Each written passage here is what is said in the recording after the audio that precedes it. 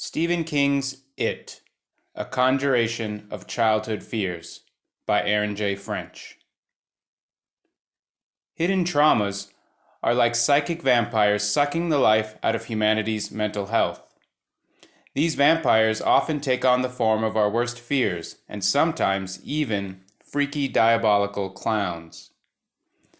My first encounter with Stephen King's It was when I was about 7 years old. That was 1987.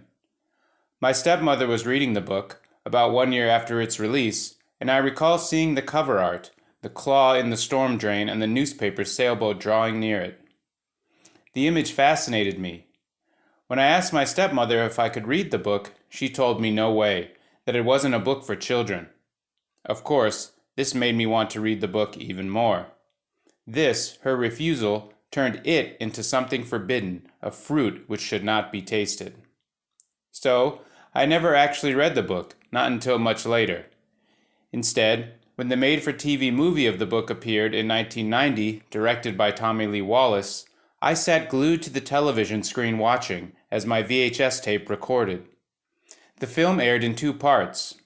I recorded both of them, then re-watched the film almost religiously over the next 10 years. It wasn't until I was much older that I finally read the paperback novel. Truly, it is not a book for children. What's so interesting is that King must have been writing this novel during the year I was born in 1980. He reported that it took him about 4 years to compose it, and then there was the editing process and everything else that led to its publication in 1986. And then I finally saw the cover art in the hands of my stepmother in 1987, and 4 years later, the TV movie came out, which I watched fairly regularly. Finally, my actual encounter with the novel when I was an adult came. All this is to illustrate how the book was constantly around me during my childhood and early life.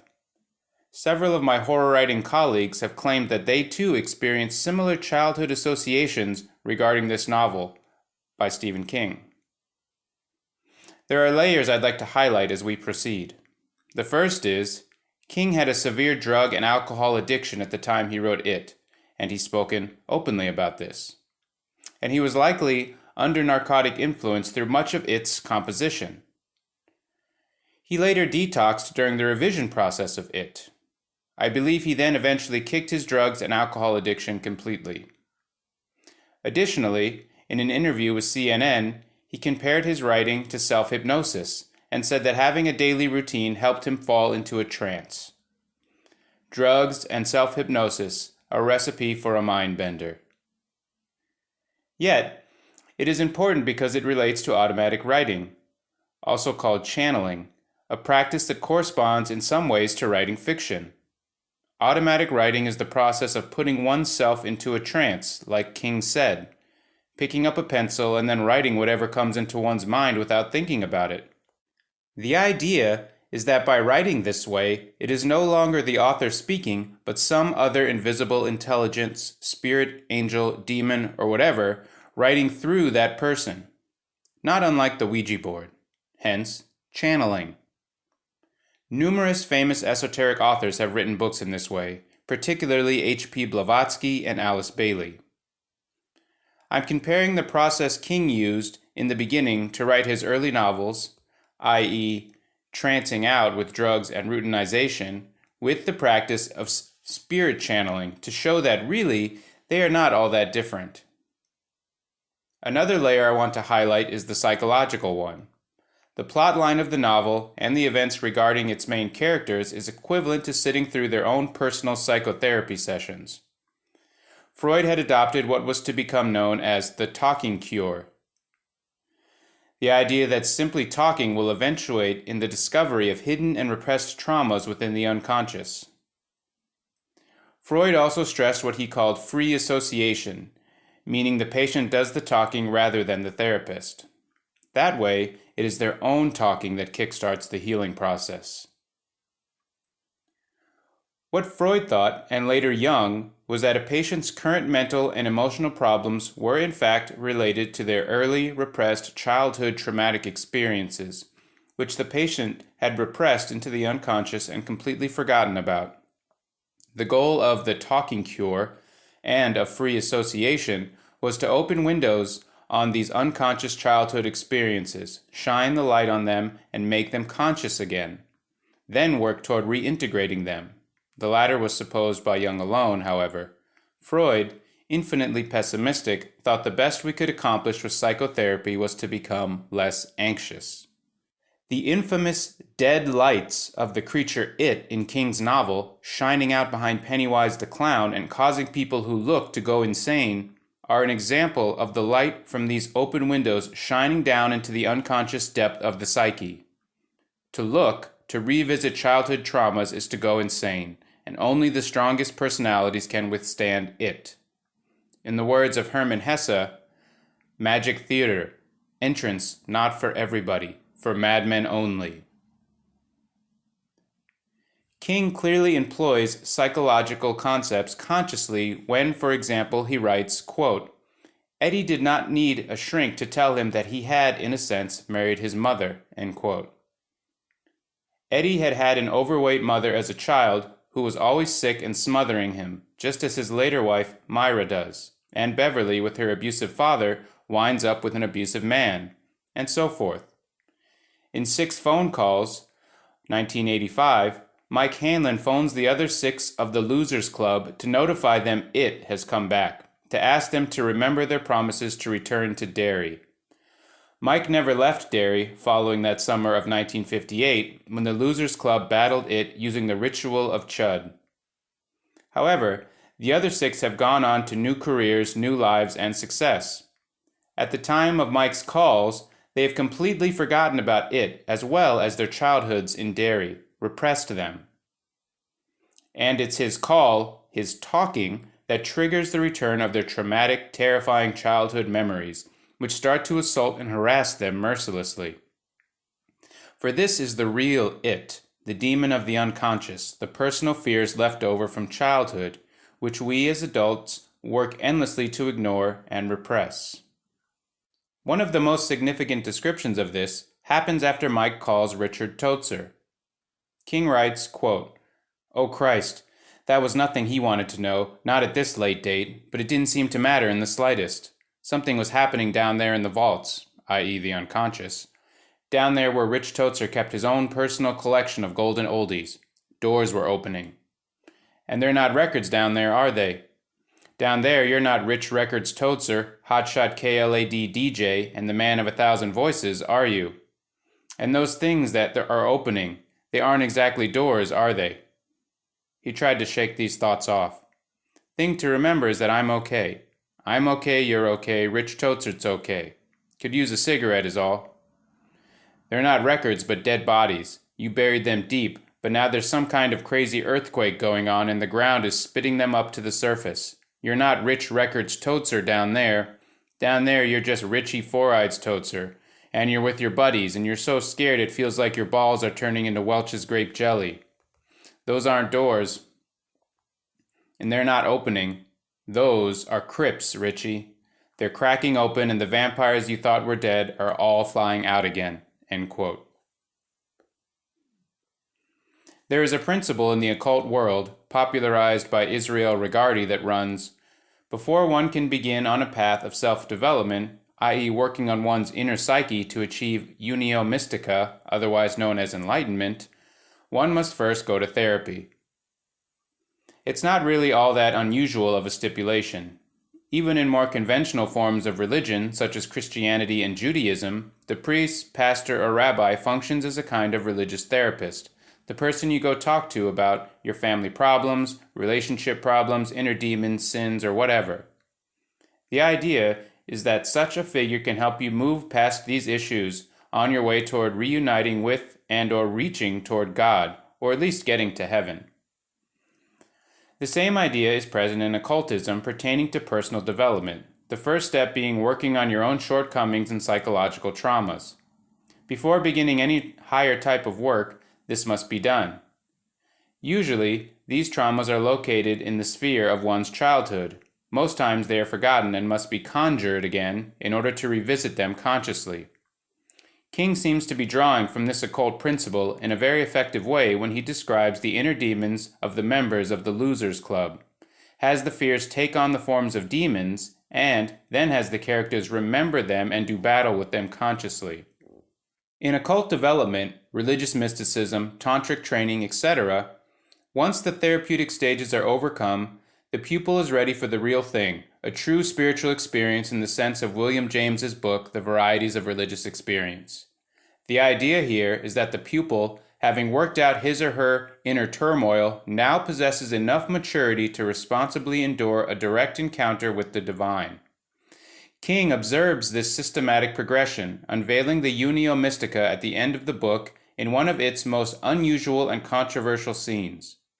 In the sewers, after the monster has supposedly been defeated via the ritual of Chud, when the Losers Club is lost in trying to find the exit, something extraordinarily shocking occurs. Beverly, the only girl in the group, decides that the way for the group to reconnect, and what's more, in order to bind them all together eternally, is for her to lose her virginity by having sex with all 6 of her 11-year-old male counterparts. This scene is described in highly vivid and poetic prose. On the surface, it seems like a perverted digression on the part of King, and perhaps it is. However, if we take a close look at this scene, the more bizarre, almost random and offensive it all becomes. But again, the it is described as a being who is vile and offensive because it goes against norms. From a feminist perspective, this scene is unacceptable and appears as one male's repressive fantasy enacted within a fictional narrative. There is a long tradition of King scholars who have criticized the author for the misrepresentation of women in his books. Notable is a book entitled Imagining the Worst, Stephen King and the Representation of Women, published in 1998. The book contains 2 articles concerning it, which at times highlight and at times criticize King's chauvinism and poor representation of women. One of the articles is called "Oh Dear Jesus, It is Female, Monster as Mother, Mother as Monster in Stephen King's It." This piece highlights the traumatic, unnurturing behavior of the mothers in the book, even the supposedly good mothers. The children of the Losers Club, and the other dairy children who become victims of it, suffer traumatic experiences often because their mothers neglect them or leave them alone, or, in Bev's case, fail to intercept an abusive father. In the end, when the creature is revealed to be female and pregnant, this becomes sufficient evidence for the author of the article that, on a symbolic level, the it is really the evil mother, and therefore the novel is really about how, quote, the devouring bitch mother can only be destroyed by masculine force, knowledge, and language in an exorcism or pre-Oedipal anxiety, end quote. Of course, this conflict is, for any male, necessarily hoped for in the going to therapy stage before advancing in occult development. In the particular case of the novel It, the conflict is largely from the male perspective, which is why I myself have responded so strongly to it. However, the template can be identical for women to enact a similar journey, because in reality the whole point is to confront one's childhood traumas as an adult and conquer or reintegrate them, regardless of gender. The novel It is written by a male and emphasizes the male perspective, but the psychoanalytic journey for both men and women is, in its symbolic construction, relatively the same. It is a human journey. The criticisms raised by these feminist scholars are very valid and useful. I would like to contend that it is only one part of the larger picture, related to the more material components, such as gender, survival, nurturing, sex, etc. I would like to jump up a level on the symbolic planes to recognize the full magical significance of it, a significance which is genderless and indeed can be and has been experienced by all. If we peer down from this higher symbolic vantage point, we can see that the scene of the so-called orgy becomes even more strangely occult, almost bacchanalian, in that it represents an event of ritual magic. Indeed, the girl experiences no sexual pleasure but is actually in the process of imagining birds as she has sex with each of the young boys, which establishes a connection with nature. There does not seem to be any sexual pleasure throughout the whole act, and no clear orgasms occur either, except perhaps in Ben's case. Instead, there is a lifting of the whole scene into the world of innocence and imagination. So we have 2 stark contrasts, the near worst form of sexual depravity, i.e. a prepubescent gangbang, and not to mention rape, and the raising of the sexual, physical pleasure to the spiritual via imagination and ritual. This latter is the goal and practice of some Hindu tantric traditions and even in the occult ideas of Aleister Crowley. In ancient times, it is said that temples were places where someone, a male usually, went to have sex with the temple priestess in a ritualistic religious ceremony. This is true of the ancient Semitic peoples and the mother goddess Asherah, against whom Yahweh had to continually incite his new covenanted followers stop having sex with the temple priestesses. By enacting a ritualistic temple sex ceremony, it was thought the two physical people, the priestess and the male, were actually replaced during the act by gods themselves, such as Isis and Osiris, or even Yahweh and Asherah. Such ideas are very common in modern occult ritual practices. Psychologically speaking, a divine consummation will occur, resulting in the birth of a divine child. In the case of the Egyptian symbology, for instance, it would be Horus. Among the Jewish and Semitic symbology, could this child be something like the baby Jesus? In any case, whether consciously or unconsciously, King's over-the-top and unexpected coming-of-age sex scene bears a striking resemblance to these kinds of occult and spiritual ideas and practices. The goal of this short presentation has been to emphasize deep archetypal elements contained in Stephen King's It, a novel which might be dismissed as merely that scary old book about the clown. As we have seen, there is so much more to the story. Not only does King confess to sinking into hypnotic trance when he writes, equating his work to a form of channeled writing, but he then also keenly focuses his novel around the repressed traumatic experiences of his characters, reawakening them and then having them consciously do battle with them.